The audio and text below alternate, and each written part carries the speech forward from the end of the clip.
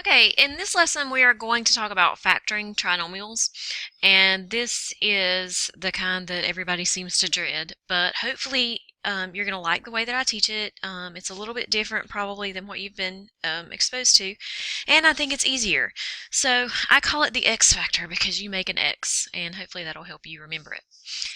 Trinomials are typically well, they have three pieces, but a lot of times the ones that we see are something x squared plus something x plus a number.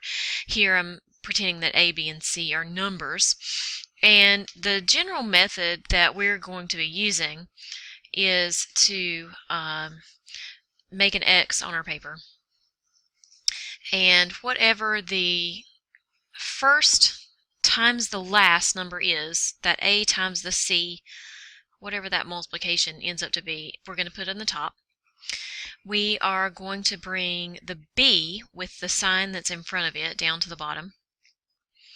And then the goal is to find two numbers that are going to multiply to give us this AC. And they're going to add together to give us the b that's at the bottom. And you'll see more when we get into an actual problem what we're talking about. So we'll put those two numbers there on the sides. And those are what we're going to put in our parentheses. So we'll end up factoring into two parentheses, and we will have x plus whatever this number is, and x plus whatever the second number is. And there's a few more things as we go along that I'm going to show you that we have to do, especially if the a is something other than 1. So we'll have to divide if that's the case, and I'll show you when we get to those problems. The other thing that I want to mention is always look for a GCF first. So if there's a GCF, you take it out first, and hopefully you have seen the lesson or you know how to take out a GCF. So GCF first. Okay, we're going to get into a couple of examples here. The first one, I'm going to make my x, and I start by the number that's in front of the x squared and the 7. You're going to multiply those together, and this is an understood 1. So 1 times 7 is 7. That's going to go in the top. In front of the middle term is a plus 8, a positive 8. So you can put plus 8 or positive 8, whatever you want to do. Then think about what are the numbers that multiply to give you this 7 that you can add together that give you 8. And in this case, that will be a positive 1 and a positive 7, because 1 times 7 is 7 and 1 plus 7 is 8. Now that you've found those two numbers, they are what you put with your parentheses. So you make two parentheses, put x's in the front. You just don't want to stay. Put x's in the front because you have x squared, and I'll talk about what's different if it's something other than x squared. But then you have a 1 and a 7, and again they're both positive. Since they're positive, I put plus. So plus 1 and plus 7. And there is your factored answer. Okay, we move on to example 2. So a little bit bigger numbers. I'm going to start again by multiplying the first number and the last number, and since this is an understood 1 times 72, 72 goes in the top. This time I have a minus in front of the 17, in front of the middle number, so I'm going to take that with me when I come down here, negative 17. And so I want to think about what can multiply to give me 72, but can add together to give me a negative 17. Well, most people think 9 and 8. But if you just use 9 and 8, you don't get a negative 17. They have to be a negative 9 and a negative 8. Two negatives will multiply and give you a positive 72, but they will add and give you the negative 17 that you need.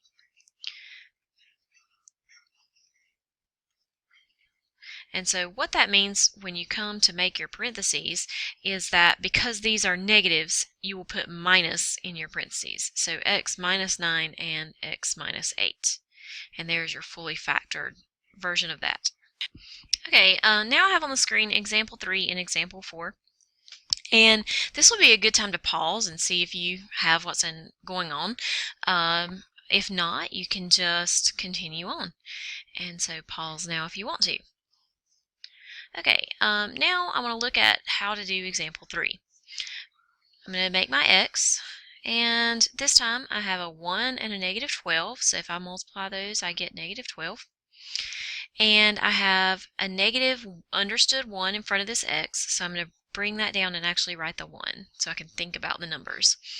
So what's going to multiply to give me a negative 12, and that I'm going to add to get a negative 1?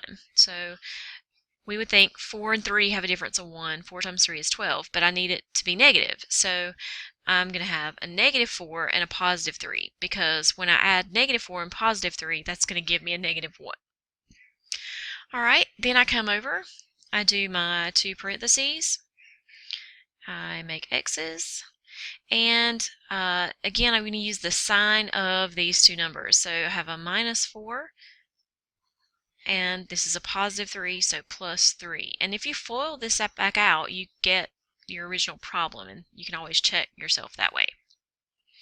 And moving on to 4, if you want to pause and try it, you can. If not, I'm going to go ahead and make my x. And I have a positive 1 times a negative 40, so that's a negative 40. And I'm going to bring down this negative 3 to the bottom. What numbers multiply to give me a negative 40 and add to give me a negative 3?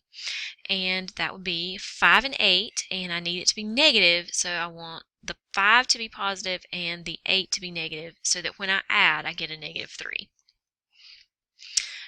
That tells me that I'm going to factor into 2 parentheses, put my x's in front. I'm going to have plus 5 because of the 5 being positive, and minus 8 because the 8 is negative. Okay, now you'll notice examples 5 and 6 have something a little different. It's not an understood 1 in front of the x squared. It's something bigger than that. And anytime you have something bigger than 1, definitely check for a GCF. You should always be checking for a GCF, but that's usually a clue. So C, do 2, 11, and 12 have a GCF in common? In this case, no. So we're going to go on with what we normally do.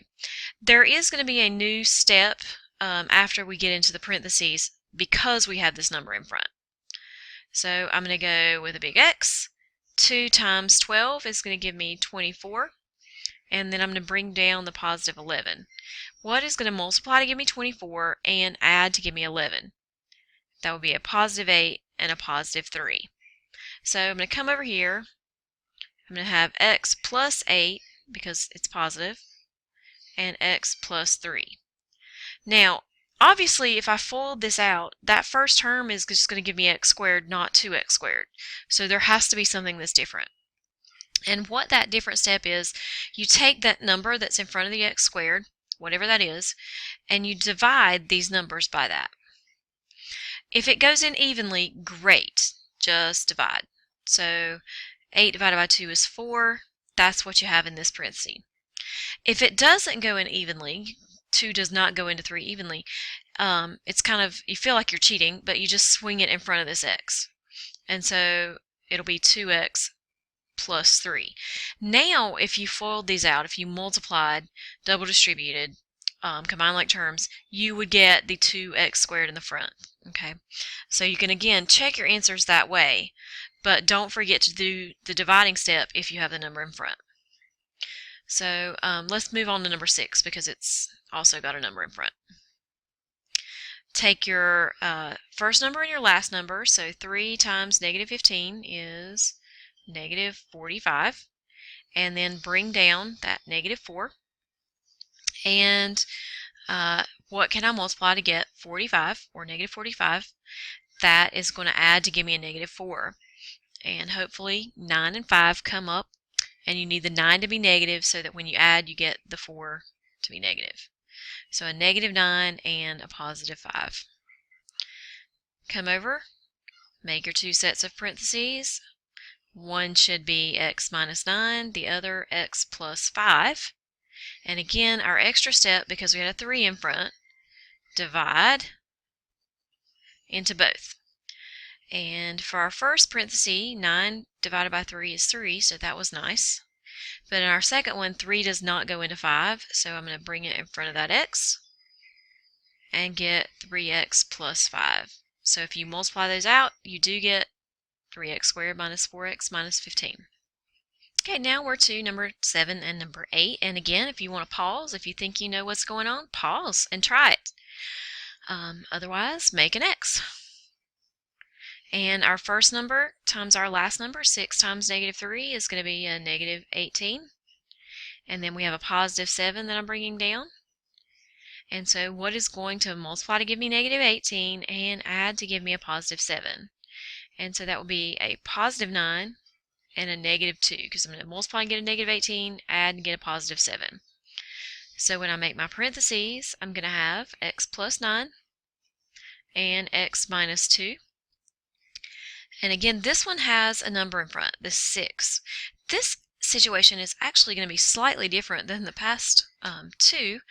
And you'll notice what happens. 9 and 6 can reduce. 2 and 6 can reduce before you swing it to the front. So anytime that happens, if you can reduce, you want to do so. Excuse me. Alright, so I'm going to reduce first. X plus 3 is going to go into these, so I'm going to get 3 over 2. And then x minus 2 and 6 are going to reduce to 1/3. And again, reduce if possible. Please write that down, don't forget. Now, these don't go in evenly, either one, so we have to swing both of them to the front. And we get 2x plus 3. And swing that one to the front, get 3x minus 1.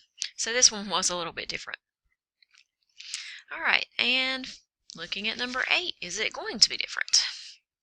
So make your x. 2 times negative 18 would be a negative 36. Bring down the positive 9. What is going to multiply to give me negative 36 and add to give me a positive 9? And that would be a 12 and a negative 3. So put your parentheses, and I'm going to have x plus 12 and x minus 3. And again, since I have a 2 in front of my problem, I'm going to divide by 2. And in this case, it does go in evenly. That's nice. I don't have to do what I did in that last problem. And I'm just going to have x plus 6. And this does not reduce, so I swing the 2 into the front and just get 2x minus 3. So that was a little bit easier.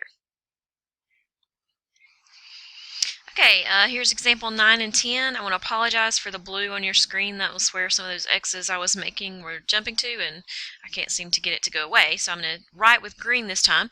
But you can pause and try these problems first if you would like. So with number 9, I'm going to start with my X. I have 5 and negative 64. So if I multiply those, big number, negative 320. And I'm going to bring down that positive 32 here. And so I'm thinking, okay, what can I multiply to get negative 320 and add them to get a positive 32? And this might take a minute. You might have to play around.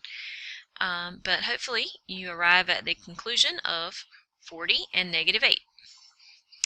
And so I come over and I have x plus 40 and x minus 8. Since we have a 5 in front, I'm going to put my 5 down here. It's going to go evenly in here, and it's not going to reduce here, so this one's not as complicated as that other one was. And I'm going to have x plus 8, and then swing the 5 to the front here, 5x minus 8. And that one is fully factored at this point. Alright, let's scroll down to where we can get to number 10 a little bit better. And lots of blue everywhere. Alright, number 10. I'm going to make my x. 3 times 1 is 3.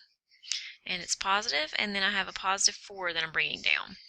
And what's going to multiply to give me a positive 3 and add to give me a 4? And this one's nice and easy. 3 and 1. And so I have x plus 3 and x plus 1. I have a 3 in front of the problem, so I'm going to divide. And that's going to go evenly here, so I'm going to have x plus 1, and I'm going to move the 3 to the front. and have 3x plus 1. Here's your fully factored form. Why don't you pause and try number 11? This is a good one for you.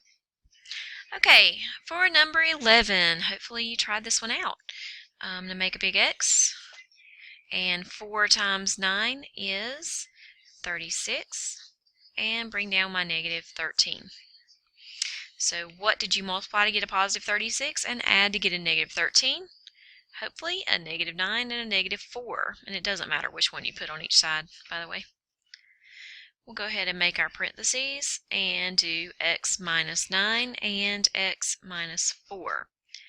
And you want to take that number that's in front, in this case a 4, and put it under each of those.